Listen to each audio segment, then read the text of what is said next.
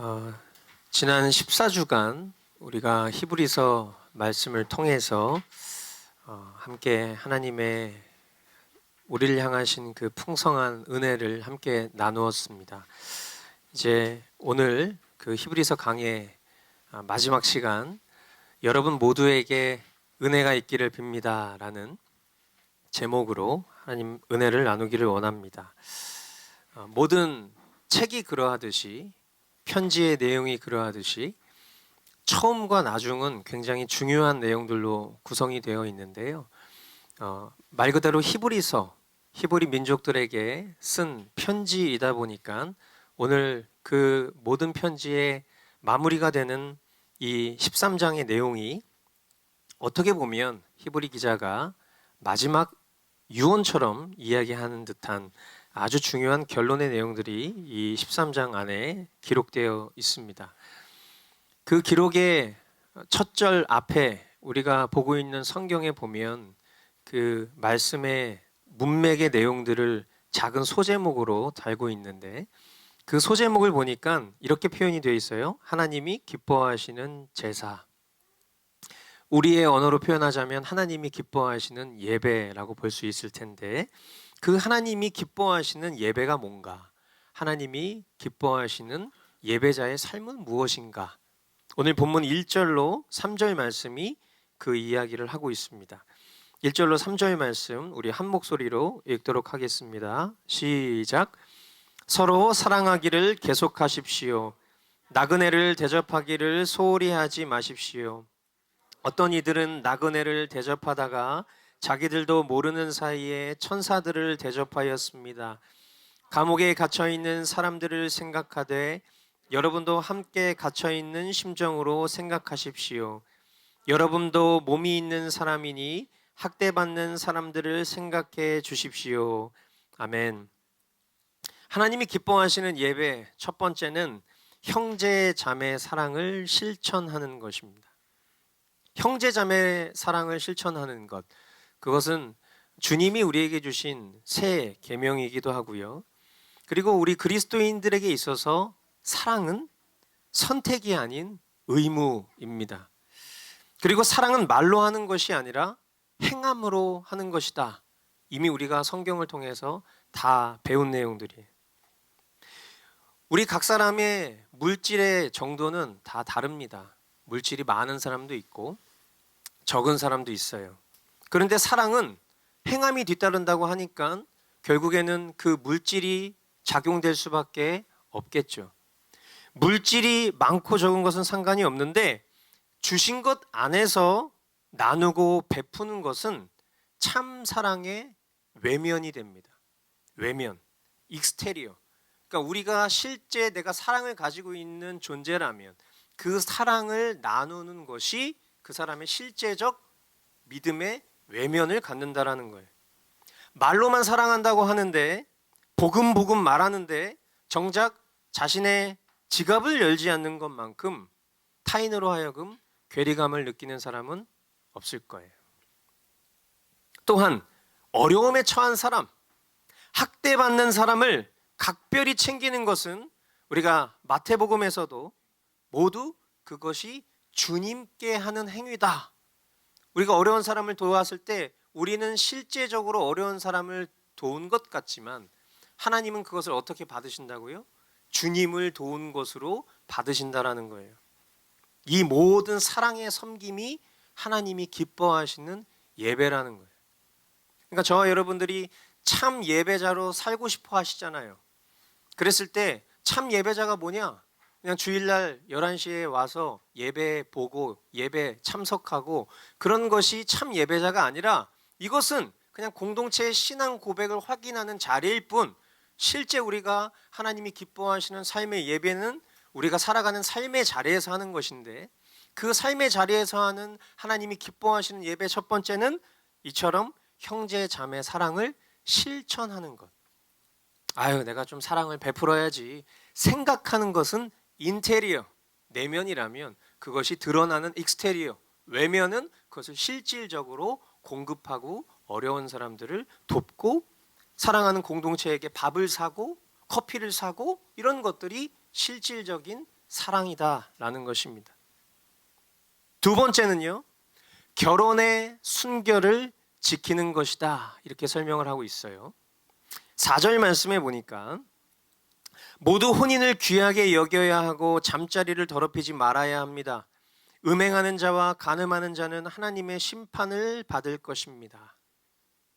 남녀가 부부를 이루면서 살아가는 것은요, 하나님께서 정하신 법칙이면서 하나님 보시기에 아름다운 일입니다. 그러나 이것을 자신의 정욕을 위해서 이 하나님과 사람들 앞에서 세운 약속을 어기고 자신을 다른 이에게 주는 행위, 그것은 간음이라고 불리는 것이고 그것은 음행이죠. 하나님 앞에서 사람들 사이에서 그것은 죄가 됩니다. 이런 죄를 가진 사람들을 하나님은 심판하실 수밖에 없다라고 성경은 이야기를 하고 있어요. 이것이 하나님이 기뻐하시는 예배에 기록된 것은 그만큼 어쩌면 이 부분을 지키는 것이 매우 힘들어서일지 모르겠어요. 아시다시피 우리가 살아가는 이 시대는 더 이상 간음이 죄가 아닌 시대입니다. 남녀가 누구나 결혼에 약조를 했고, 그리고 그 약조 속에서 서로가 그것을 지키기 위해서 살아가는 것이 합리적인 생각으로 변질된 시대를 살아가고 있다는 거예요. 내가 내 정욕을 위해서라면 누구나 한 번쯤은 다른 사람 볼 수 있지 라고 여기는 것이 지극히 당연한 것을 뛰어넘어서 이제는 법적으로도 아무런 제재를 할 수 없는, 뭘 위해서? 내 정욕을 위해서. 그리고 그것을 사단은 또 사랑인 것처럼 속여서 이미 사랑의 약조를 하나님과 사람들 앞에서 맺었음에도 불구하고 또 다른 사람에 대한 그 정욕적인 감정을 사랑이라고 여기는 그런 시대를 우리가 살아가고 있는 가운데, 하나님이 기뻐하시는 예배가 뭐냐? 하나님이 기뻐하시는 예배는 이처럼 정절을 지키는 것이다. 저와 여러분들이 세상이 아무리 우리의 정욕을 활짝 열어놓는 그런 시대로 더 바뀌고 있을지라도 저와 여러분들에게 있어서 이러한 말씀들은 다시 한번 우리의 이성관계에 대한 각별한 주의와 경계를 붙들게 하는 말씀이 되어야 할 줄 믿습니다. 그래서 결혼하신 분들은 더욱 어떤 자신의 연약한 그런 상황 가운데 나 자신을 스스로 놓지 않을 수 있도록 더 각별히 주의하시고, 그리고 결혼하지 않은 미혼의 그런 성도들은 혼전 순결을 온전히 지키면서 하나님 기뻐하시는 그런 결혼에 골인하기까지 그렇게 여러분들이 이 말씀을 따라 하나님 기뻐하시는 예배자들로 살아가실 수 있게 되기를 바랍니다. 세 번째, 하나님이 기뻐하시는 예배가 무엇이냐? 돈을 사랑하지 않고 자족하는 것이에요. 5절로 6절 말씀에 보니까요, 돈을 사랑함이 없이 살아야 하고 지금 가지고 있는 것으로 만족해야 합니다. 주님께서 친히 말씀하시기를 내가 결코 너를 떠나지도 않고 버리지도 않겠다 하셨습니다. 그래서 우리는 담대하게 이렇게 말합니다. 주님께서는 나를 도우시는 분이시니 내게는 두려움이 없다. 누가 감히 내게 손댈 수 있으랴? 우리 고전적인 찬양 중에 하나님 한 번도 나를이라는 찬양이 있어요. 그 찬양의 가사에 보면 내 너를 버리지도 않으리라, 그 가사가 여기서 나온 거거든요. 근데 그 가사가 얘기하고 있는 내용하고 이 본문이 얘기하고 있는 내용이 이만큼 격차가 있다는 걸 이제 느끼십니까? 우리가 그 하나님 한 번도 나를이라는 찬양을 부를 때는 맞아, 주님은 늘 항상 나랑 함께 하시지 라는 뭔가 따뜻한 위로의 느낌으로 그 말씀을 해석하고 불렀는데, 지금 이 말씀에 등장하고 있는 이 표현을 사용하는 그 영역이 어떤 영역이냐? 우리가 돈을 너무 사랑해. 돈을 하나님보다 더 신뢰해. 근데 참된 믿음의 사람의 고백은 뭐라고요? 내가 궁핍하고 어렵고 핍절하는 그 순간 속에서도 그때 하는 말, 주님 나를 도우시는 분이니 내겐 두려움이 없어. 주님이 나의 모든 것들을 책임져 주실 것이니까 나의 이런 물질적인 어려움도 다 주님께서 뛰어넘을 수 있도록 인도해 주실 거야. 그런 믿음의 고백을 했을 때 표현하는 표현이라는 것을 우리는 이 말씀들을 통해서도 다시 한번 확인할 수 있는 것이죠. 성경은 돈에 대해서 많은 이야기를 합니다. 구약에서 재물에 대해서 이야기하고 있는 재물관이 있고요. 신약에서 돈에 대해서 얘기하고 있는 재물관이 있는데 그것이 사뭇 다릅니다. 그리고 저와 여러분들은 신약 성도로서 신약을 살아가고 있는 성도이기 때문에 신약의 재물관을 우리는 더 따라야 하는 것이 마땅한 태도인데, 특별히 돈에 대해서 성경의 경계를 대표적으로 표현하고 있는 말씀은 디모데전서 6장 10절과 마태복음 6장 24절 말씀이에요. 디모데전서 6장 10절 말씀을 보니까 돈을 사랑하는 것이 모든 악의 뿌리입니다. 돈을 쫓다가 믿음에서 떠나 헤매기도 하고 많은 고통을 겪기도 한 사람이 더러 있습니다. 마태복음 6장 24절, 아무도 두 주인을 섬기지 못한다. 한쪽을 미워하고 다른 쪽을 사랑하거나 한쪽을 중히 여기고 다른 쪽을 업신 여길 것이다. 너희는 하나님과 재물을 아울러 섬길 수 없다. 말씀의 이 경고들이 그냥 부분적인 경고가 아닌 우리가 살아가는 삶에서 매우 실제적인 경고, 이 경고들이 과언이 아니다라는 것을 저와 여러분들이 살아가면서 여실히 경험할 수 있어요. 더 나아가 우리 내면에 가지고 있는 대부분의 문제들, 내가 갖고 있는 대부분의 문제들이 다 이 돈 문제와 결부되어 있다는 것을 볼 때에 우리가 돈을 사랑하고 섬기지 않기 위해서 깨어 있어야 하는 것은 너무나도 중요한, 우리 신앙의 본질을 사수할 수 있는 너무나도 중요한 문제라는 것입니다. 그런데 우리가 이것을 지식적으로는 잘 알고 있어요. 돈을 사랑하지 않고 싶어요. 그런데 나도 모르게 돈을 사랑하고 있고, 돈을 섬기지 않으려 하는데 나도 모르게 돈을 숭배하고 있는 나 자신을 발견할 때 우리는 스스로 이 문제를 해결할 수 없다라는 것 또한 보게 됩니다. 그래서 성경은 이 문제를 대하는 관점, 이 돈을 사랑하고 싶지 않은데 돈을 자꾸 사랑하게 되고, 돈을 숭배하고 싶지 않은데 돈을 숭배하게 되는 이런 어쩔 수 없는 나 자신을 발견하는 그 문제 해결의 솔루션을 어떤 단어로 표현하고 있냐면 자족이라는 단어로 표현하고 있다는 걸 주목해야 돼. 나는 돈을 사랑하지 않으려고 노력할 거야. 나는 돈을 숭배하지 않으려고 노력할 거야. 절대 못 이기는 싸움이라는 거예요. 근데 이 싸움을 이길 수 있는 그 키포인트의 단어가 뭐냐? 자족이라는 표현을 쓰고 있다는 거예요. 돈을 사랑하지 않고 돈의 노예가 되지 않을 실질적인 방법은 자족하는 거예요. 있으면 있는 것 안에서 쓰세요. 괜찮습니다. 있는 것 안에서 쓰세요. 없으면 없는 대로 사세요. 있는 것 안에서 사는 것은요, 근데 어렵지는 않아. 뭐가 어렵죠? 없으면 없는 대로 살면 되는데 없으면 부족한 것을 더 채워넣잖아요. 마이너스 통장을 만들고 신용카드를 쓰고 대출을 받아요. 우리 공동체 지체들이 이런 이야기에 불편해하실 수 있다는 걸 저는 잘 압니다. 그리고 앞에서 이야기하는 제가 그것에 대해서 완벽하고 완전하고 저는 그것에 대해서 흠결 없이 살고 있어서 이런 얘기를 하는 것이 아니라는 것 또한 여러분이 아실 거예요. 제가 이야기하고 있는 이 말씀의 방향성을 여러분들이 기억하실 수 있게 되길 바라요. 저는 이런 말씀이 여러분들을 올가매는 올무로 여겨지지 않기를 바라요.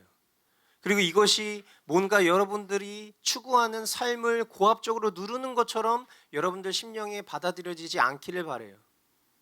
중요한 것은 이것은 제 얘기가 아니라 성경이 우리에게 말씀하고 있는 방향이라는 거예요. 우리가 자족하지 못하는 이유가 뭡니까? 간단해요. 하나님이 나를 도우실 거다. 표현은 되게 좋고 그것을 입술로 고백하며 찬양할 때는 눈물 흘리는 그런 고백인데 실질적으로 내가 하나님 나를 도우실 것에 대한 인내와 신뢰가 없어. 그러니까 어떻게 합니까? 그 참을 못 이겨서 인간적인 방법을 쓰는 거예요. 나에게 허락된 것, 하나님 나를 책임져 주실 거야. 근데 그것에 대한 불만족이 있으니까 인간적인 방법을 끌어다가 쓰는 거예요. 이해가 되십니까? 내가 없으면 그 없는 상황에서 하나님 나를 죽이지 않으실 거야. 나를 길바닥으로 내어 쫓지 아니하실 거야. 나를 굶게 하지 아니하실 거야. 나를 헐벗게 하지 아니하실 거야. 끝까지 그 믿음을 지키는 그 끝자락선에서 주님이 하시는 것을 봐야 그 다음에도 그 믿음의 실력을 살아갈 수 있는 것인데, 그 인내를 하는 그 시점에서 늘 우리는 너무나 쉽게 포기한다는 거예요. 근데 그것을 포기라고 표현했지만 사실은 그게 불신이고 불만족이라는 거예요. 그러니까 사실상 우리는 하나님이 직접적으로 우리를 먹이시고 입히시고 채우시는 것들을 경험하기가 어려워요. 인간적인 제도와 방편 속에서 이루어진 일들이 하나님이 하신 것이다라고 여기기는 쉽지만, 진짜 절벽 끝자락에서 내가 툭 떨어졌는데 내 등 뒤에 날개가 팍 펼쳐지는 이런 놀라운 믿음의 경험들을 우리는 한 번도 해본 적이 없을 가능성이 많다는 거예요. 진짜 하나님이 우리를 도우시는 분이라는 걸 믿는다면 주님이 하실 수 있도록 기다려도 봐야 되는데, 우리는 우리의 모든 방법을 다 동원해서 자족하는 것이 아니라 스스로 만족하는 법을 자꾸만 만들고 세상의 가치를 끌어다가 쓰면서 그것을 하나님의 방편이라고 여기는 착각이 상식인 것처럼 살아가고 있다라는 것이죠. 부디 이러한 성경의 가르침을 여러분들이 외면하지 않으실 수 있게 되기를 바랍니다. 하나님을 온전히 신뢰함과 하나님으로 만족하는 삶으로 나아가실 수 있게 되기를 바라요. 하나님이 기뻐하시는 제사로, 예배자로 살기 위해서 저와 여러분들에게 제시된 이 구체적인 매뉴얼들을 우리 마음 가운데 새기고 지켜 행하실 수 있게 되기를 바랍니다. 하나님이 기뻐하시는 예배, 네 번째는요, 하나님의 말씀을 가르치는 지도자를 본받는 것입니다. 그러니까 저는 말씀을 말씀대로 전해야 되다 보니까 어느 것 하나 뺄 수가 없는데 성경이 이 얘기를 하고 있어요. 7절로 8절 말씀, 여러분의 지도자들을 기억하십시오. 그들은 여러분에게 하나님의 말씀을 일러주었습니다. 그들이 어떻게 살고 죽었는지를 살펴보고 그 믿음을 본받으십시오. 예수 그리스도께서는 어제나 오늘이나 영원히 한결같은 분이십니다. 여기서 이야기하고 있는 지도자는 1차적인 의미, 2차적인 의미가 있다고 생각해요. 1차적인 의미는 말 그대로 현실적으로 여러분 눈앞에 있는 지도자, 성도들을 성경을 가르치는 것으로 인도하는 오늘날의 목사를 표현한다라고 보면 될 것입니다. 목사의 본분은요, 성경을 바르게 가르치는 거예요. 성도들은 목사의 가르침이 바른 가르침이 될 수 있도록 여러분이 먹는 그 음식이 상한 음식이나 정크푸드나 건강하지 못한 그런 음식이 되지 않도록 여러분들을 살찌우고 여러분들의 심령을 더 건강하게 만드는 음식이 될 수 있도록 기도해 주셔야 되죠. 그래서 간혹 우리 머스트 라이프에 연약한 저를 위해서 기도해 주시는 성도님들의 기도를 보면 그것이 저에게 굉장히 큰 힘이 됩니다. 그것이 뭔가 목사님한테 잘 보이기 위한 행위로 인간적인 마음의 어떤 기쁨으로 여겨지는 것이 아니라, 이런 기도 앞에 내가 불충할 수가 없겠구나, 내가 더 말씀을 잘 연구해서 성도들에게 잘 먹여야 되겠구나라는 그런 생각이 저에게 들어오는 것이 과언이 아닌 것은 성경이 그렇게 우리에게 가르치고 있다라는 거예요. 그리고 목사라고 해서 여러분과 조금도 다를 것이 없는 존재라는 걸 여러분이 잘 아시는 것처럼, 목사는 성도들에게 먼저 그가 전한 말씀의 증인이 될 수 있도록 삶으로 실천하는 노력이 필요하겠죠. 그래서 제가 어떤 이야기를 여러분에게 했을 때에 적어도 그것이 정도의 차이는 있을지 모르겠으나 하나님 앞에서, 성도들 앞에서 말은 그렇게 하지만 행동은 따르지 않는 그런 고백이 되지 않을 수 있도록 삶과 스스로 더욱 힘쓰고 노력해야 되는 것이 목사의 삶의 책무인 것이고, 그 과정을 통해서 성도들로 하여금 믿음 싸움은 이렇게 하는 거야 라는 것을 먼저 가르치고 보여줄 수 있는, 그래서 함께 복음의 증인으로 서 나아가는 그런 본이 될 책무가 목사인 저에게 있어요. 이를 위해서 저는 부족하지만 싸우고 있고 그리고 때론 성도들의 권면에도 제가 제 의를 위해서 싸울 때도 있으니까 자기 의에 빠지지 않고 성도들이 저에게 권면할 때에 그 권면에 귀를 기울이고 제 부족을 돌아보고 또 때로는 저에게 충고하시는 분들에게 제 잘못을 인정하고 또 제 자신의 한계를 인정하면서 더욱 말씀에 순종하는 자가 되기를 힘쓰려고 하고 있어요. 그래서 여러분들도 그런 저를 위해서 계속 같이 기도해 주시고 성경 말씀에 오롯이 우리 모두가 다 순종하는 이들이 될 수 있기를, 그렇게 함께 빚어져 가기를 주님의 이름으로 축원드립니다. 그리고 2차적인 지도자는 이 성경에 기록하고 있는 것처럼 예수 그리스도이십니다. 우리의 참 지도자는 예수님 한 분이시죠. 예수님 한 분. 저는 여러분에게 선생이 될 수 없는 자입니다. 성경은 자기 스스로를 선생되는 자로 삼기를 거부합니다. 우리의 선생님은 예수님 한 분이에요. 여러분은 혹 저에게 제자 훈련을 받으셨을지 모르겠지만 저는 여러분의 그냥 이끄미일 뿐이죠. 우리의 진정한 교사, 우리의 진정한 선생님은 예수님이세요. 우리는 예수님의 제자들입니다. 그 예수님의 모습을 보면서 예수님이 어떻게 이 땅 가운데 육신의 몸을 입고 오셔서 살아가셨는지에 대한 그 성경의 기록들을 통해서 저와 여러분들이 그 예수님의 모습을 본받고 그렇게 살아가기를 이 말씀을 통해서 요청하고 계시는 줄 믿으시기 바랍니다.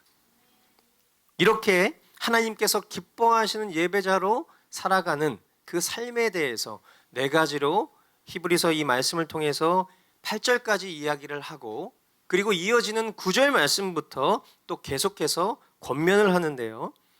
9절 말씀, 여러 가지 이상한 교훈에 끌려다니지 마십시오. 음식 규정을 지키는 것으로 마음이 튼튼해지는 것이 아니라 은혜로 튼튼해지는 것이 좋습니다. 음식 규정에 매여서 사는 사람들은 유익을 얻지 못했습니다. 우리가 어느덧 히브리서 마지막 장을 보고 있지만 히브리서 초반부에 경고했었던 그 경고들 기억나시죠? 이 히브리서의 독자들이 누구죠? 히브리 민족이잖아요. 네, 그들이 오랜 기간 동안 그들의 삶 속에 배어져 있었던 이런 음식 규정에 대한 것들이 그들을 얽매이고 있었지만 그들이 예수 그리스도 십자가 복음을 만난 그 이후부터는 더 이상 그런 규정에 매어 달려서 스스로를 어렵게 할 필요가 없다라는 얘기들을 우리가 히브리서 초반에 많이 했었는데 그 얘기를 이제 이 편지의 끝자락에 다시 한번 까먹었을까 봐 다시 한번 확인을 시켜주는 것이죠. 그래서 모든 율법과 규례의 완성이 되신 예수 그리스도, 그분을 따라서 그분이 공급하시는 은혜로 충분합니다. 음식 규정에 여러분 스스로를 더 이상 힘들게 할 필요 없어요. 이해는 됩니다만 더 이상 거기에 매어 계시지 마시고 주님의 은혜로 사십시다. 그런 이야기를 하고 싶은 것이죠. 이것은 단순합니다. 그리스도의 은혜에 그 어떤 인간의 열심을 더하여도 그리스도의 은혜는 무한대예요. 그죠? 그 그리스도의 은혜는 무한대라고. 이 무한대에 그 어떤 큰 수를 더해도 무한대예요. 그죠? 우리가 주님의 은혜를 깨달은 자라면 우리가 아무리 주님을 기쁘시게 해드리기 위한 열심과 고행과 노력과 최선을 다해도 그것은 주님의 은혜 안에 그 어떤 것도 미치지 못합니다. 주님의 은혜가 그 모든 것을 다 덮습니다. 아멘이시죠? 이것을 기억하라는 거예요. 그 주님의 은혜를 붙잡으라는 이야기를 하고 있는 것이죠. 10절로 13절 말씀, 우리에게는 한 제단이 있습니다. 그런데 유대교의 성전에서 섬기는 사람들은 우리의 이 제단에 놓은 제물을 먹을 권리가 없습니다. 유대교의 제사의 의식에서 제사장들은 속죄 제물을 드리려고 짐승의 피를 지성소에 가지고 들어가고 그 몸은 진영 밖에서 태워버립니다. 그러므로 예수께서도 자기의 피로 백성을 거룩하게 하시려고 성문 밖에서 고난을 받으셨습니다. 그러함으로 우리도 진영 밖으로 나가 그에게로 나아가서 그가 겪으신 치욕을 짊어집시다. 이것은 무슨 말이냐면 율법에 정한 규례대로라면 속죄 제물 중에 그 피를 제사장이 지성소에 가지고 들어가지 못한 경우에 그 고기를 제사장이 회막뜰에서 먹을 수 있어요. 그런데 지성소에 가지고 들어간 경우라면 그 고기를 먹지 못하고 그 전부를 그 진영 밖으로 나가서 태워버려야만 했었던 것을 비유 삼아서 우리의 대제사장이신 예수, 그 희생 제물, 그 고기 제물, 그거의 영원한 제물 대신 예수 그리스도를 한번 생각해 보자는 거예요. 그 예수님이 어떻게 하셨냐? 그 예수님이 그 흘리신 그 보혈의 공로로 인하여서 그 갈보리 언덕, 그 참혹한 십자가 형틀 위에서 예수님께서 고난받지 않으셨냐?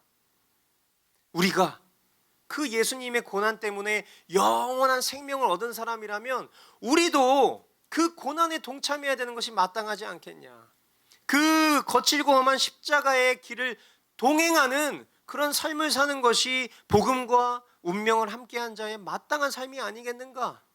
성문 밖에서 그 짐승을 태웠던 그 제사장처럼 그것의 완성되신 예수님이 그 십자가에서 고난을 당하셨었던 것처럼 진짜 복음과 운명을 함께하는 자라면 우리가 예수 그리스도의 고난에 동참하는 자가 되어야 하는 것이다. 동시에 앞서 하나님께서 기뻐하시는 그 삶 네 가지에서 말했던 그 많은 법칙처럼 여겨졌던 것들이 우리를 속박하고 우리에게 고난처럼 다가오십니까? 그거 고난 아닙니다. 그분의 생명에 그거는 동참하고 있는 거예요. 하나님이 기뻐하시는 제사 네 가지, 그게 여러분을 고난스럽게 만드십니까? 아니요. 그건 고난이 아니라 여러분 생명에 동참하고 있는 거예요. 지금 그 얘기를 하고 싶은 거예요. 그리고 그런 우리가 붙잡고 해야 할 일이 뭐냐? 거룩하게 살아가는 삶이 하나님 앞에서 하나님을 기쁘시게 해드리는 삶이 내가 고난인 것처럼 여겨지는 그런 사단의 속임수에 빠져서 도대체 나는 언제까지 이렇게 살아야 돼? 허우적거리는 게 우리가 추구해야 될 삶의 모습이 아니라 우리가 진짜 주님과 고난에 동참하며 하늘 영광을 바라보는 그 실제적인 삶이 뭐냐? 14절로 15절. 우리에게는 이 땅 위에 영원한 도시가 없고 우리는 장차 올 도시를 찾고 있습니다. 그러니 우리는 예수로 말미암아 끊임없이 하나님께 찬미의 제사를 드립시다. 이것은 곧 그의 이름을 고백하는 입술의 열매입니다. 우리가 쓰러지고 넘어지고 고난받고 허우적거리는 그 자리에 머물러 있어야 되는 것이 아니라 그 자리를 활활 털고 일어나서 우리가 해야 할 일이 뭐냐? 주님의 영광스러운 나라를 소망하면서 하나님을 찬양하는 것이라는 거예요. 할렐루야. 여러분, 믿음 싸움 하는 거 너무 아름다운 일이에요. 그런데 주님은요, 우리로 하여금 더 큰 영광을 바라보기를 기대하시는 분이십니다. 우리가 머스트 라이프를 통해서 우리의 허물과 우리의 연약을 많이 고백하죠. 너무 저는 그것이 아름다운 일이라고 생각해요. 왜냐하면 주님이 조성해 놓으신 교회 공동체는 서로의 연약함을 나누고 그 속에서 서로를 위해서 기도하고 그 기도의 응답을 맛보는 것이 공동체의 가장 큰 유익이기 때문에 그래요. 그런데 그 정도 수준에서 머물러 있는 것을 주님이 기뻐하시지는 않아요. 제가 말하는 것은 더 고상하고 더 높고 더 주님이 바라시는 것을 말하고 있는 거예요. 그게 뭡니까? 그 모든 자리를 훌훌 털고 일어나서 주님 영광 바라보면서 다시 오실 그 주님 기대하면서 주님을 찬양하는 데까지 나가라는 것을 주님 우리에게 말씀하길 원하시는 거예요. 아멘. 주님을 찬양합시다.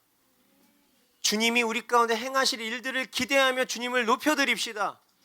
그랬을 때 우리의 허물과 연약을 까먹게 될 거예요. 더 주님 큰 영광을 바라볼 때 우리의 그 비참함을 뛰어넘을 수 있게 될 거란 말입니다. 아멘. 그래서 이번 동계 수련회 때는 우리 성도들의 그 많은 의견을 받아들여서 제가 20대 모드로 회춘해가지고 찬양 집회를 한번 열심히 한번 해가지고 정말 주님께 큰 영광을 돌리는 시간을 가지려고 해요.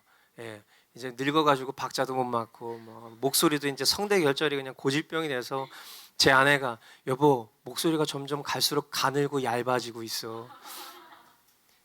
하지만 주님을 향한 나의 열정 멈출 수 없네. 그 고백으로 주님 앞에 나아갈 것을 기대하십시다. 할렐루야.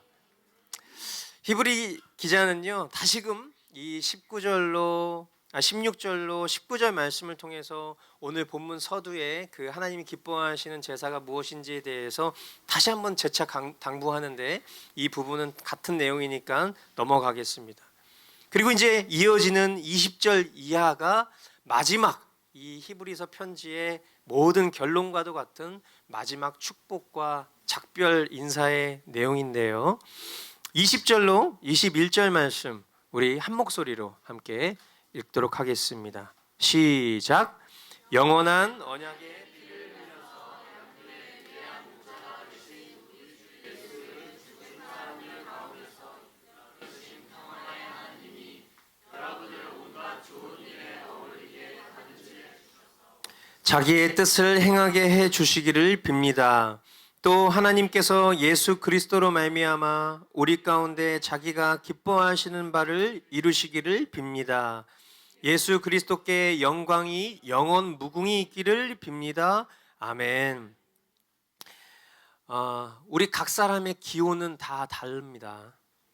하지만 그리스도인들이라면 그리스도인들에게 있어서 그 기호의 기준은 하나님께 좋은 것이 되어야 합니다.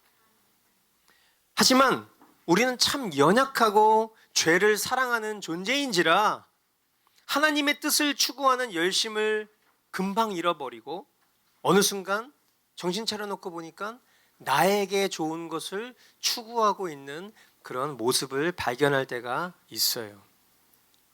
하지만 그럴 때에 우리 안에 거하시는 성령님은요, 우리로 하여금 이 21절에 나와 있는 저 표현, 하나님께 좋은 일에 어울릴 수 있도록 우리를 어떻게 해주신다고요? 다듬질 해주셔서, 할렐루야, 우리를 다듬질 해주셔서 결국에는 자아를 막 추구하고 살았지만 결국에는 하나님이 기뻐하시는 삶으로 살아갈 수 있도록 그렇게 우리를 인도하시는 그 주권이 나의 열심에 있다고요? No! 하나님께 있다. 하나님께서 그런 우리를 다듬질 해주셔서 우리로 하여금 산 믿음으로 살아갈 수 있도록 도와주신다고 이야기하십니다. 여기에 우리의 소망이 있는 거예요. 여기에 우리의 능력이 있는 줄 믿으시기 바라요. 그러니까 우리가 말씀 앞에 서면 늘 비참하죠. 그러니까 그 비참한 모습 속에서 우리가 말씀을 올려야 되겠고, 그래서 뭔가 글짓기를 막 하는 거예요. 내 믿음은 그 정도 수준을 따라가지 못하는데 내 믿음의 고백은 나도 모르게 어느 순간 익숙한 내가 배웠던 성경의 고백들로 막 써내려가는 것들을 여러분들이 혹시 경험하실지 모르겠어요. 그런 모습을 스스로가 자평했을 때, 뭐야, 이 위선자, 에이 유관아, 나빠, 막 이렇게 스스로를 막 자책하면서 이런 고백을 쓸 바에는 그냥 하나님 앞에 내 마음만 올려드리고 말겠어. 이런 비참한 모습들이 가끔 우리 가운데 있을 거예요. 그러나 여러분, 그거 사탄한테 속으면 안 돼. 비록 우리의 고백이 우리의 삶보다 훨씬 앞서가 있을지라도 그 고백마저 없었더라면 우리는 더 형편없는 삶을 살았을 것입니다. 그 고백이 하나님께서 우리를 다듬질하신다라는 것을 기억하실 수 있게 되기를 바라요. 다듬질, 기준선이 있는 거예요. 그 기준선을 따라가는 그 전에는 삐뚤삐뚤할 수밖에 없어요. 하지만 그 기준선, 그 우리의 입술과 우리의 글귀를 통해서 고백해 하시는 그 고백 때문에 우리가 나아가야 될 방향이 어디인지, 우리가 어떤 힘을 쏟고 나아가야 되는지를 주님은 우리에게 깨닫게 하시고 우리를 도와주신다는 것을 기억하셔야 돼. 그래서 내가 쓰러진 그 자리에서 말씀을 붙잡고 일어서는 그 일이 매일 반복돼서 그것이 너무 나에게 힘듦을 줄지라도 그것을 절대 포기하시면 안 되는 이유가 여기에 있는 것입니다. 주님이 다듬질하신다는 실제는 이렇게 우리의 삶에 이런 실제적 모습으로 드러나기 때문에. 아멘. 가만히 있는데 마치 부스터 먹은 것처럼 힘 생기는 게 아니에요. 매일 말씀 앞에 깨어지고 부서지고 자신을 위선자로 여길 때도 있고, 그런 비참한 모습을 발견하는 그 속에서 나도 인지하지 못했던 주님의 다듬질이 일어나고 있다는 것을 기억하실 수 있게 되기를 바랍니다. 그리고 어느 순간 내가 힘겨운 싸움을 가다가 뒤를 딱 돌아봤는데 모든 것이 주님의 은혜라는 것을 경험하게 되려면 그 인고의 싸움의 시간들이 실제적으로 존재해야 되는 거예요. 아멘. 지난 이 14주간의 시간들 통해서 오늘까지 15주죠. 그리고 또 매일의 삶을 통해서 주님은 우리에게 끊임없이 우리가 지켜 행할 말씀들을 말씀해 주셨습니다. 아멘. 특별히 공동체 예배 가운데 이 강단을 통해서 또 예수 그리스도께서 얼마나 위대한 분이신가, 그리고 우리를 위해서 행하신 일이 얼마나 아름다운 일인가, 이 히브리서 말씀들을 통해서, 히브리서는 주옥 같지만 말씀을 전하는 통로는 허접하고 부족했지만 그래도 우리 가운데 성령께서 이 모든 아름다운 고백들을 우리로 하여금 깨닫게 하시고 또 우리에게 듣게 하신 줄 믿습니다. 그리고 우리는 그 모든 말씀들을 모르지 않아요. 다 알고 있어요. 그리고 끊임없이 불순종 선택하기를 좋아하는 우리의 비참한 심령 속에서도 다시금 또 우리에게 이 복음의 말씀을 통해서 우리로 하여금 우리가 붙잡고 나아가야 될 것이 어느 방향인지 다듬질해 주고 계십니다. 히브리 기자는 끝으로 이렇게 말을 합니다. 형제자매 여러분, 부디 이 권면의 말을 받아들이기를 권유합니다. 여러분 모두에게 은혜가 있기를 빕니다. 아멘. 부디 이 모든 성경 말씀 다 안 다치고 아무런 삶의 의지를 발휘하지 않으려는 그런 완악한 태도를 버리고 우리의 그 고집과 생각, 마음을 구부러뜨리고 온전히 그 말씀을 따라 지켜 행하기를 선택하는 저와 여러분들이 다 되실 수 있기를 축원드립니다. 나를 위해 십자가 위에서 죽으시고 지금 이 순간에도 나와 함께 살고 계신 예수 그리스도의 풍성한 은혜를 누리는 저와 여러분 모두 다 되실 수 있기를 주님의 이름으로 축원드립니다. 아멘. 지난 14주간 우리를 이 히브리서 말씀 앞에 인도하신 우리 주님께 우리 큰 영광의 박수 한번 올려드립시다.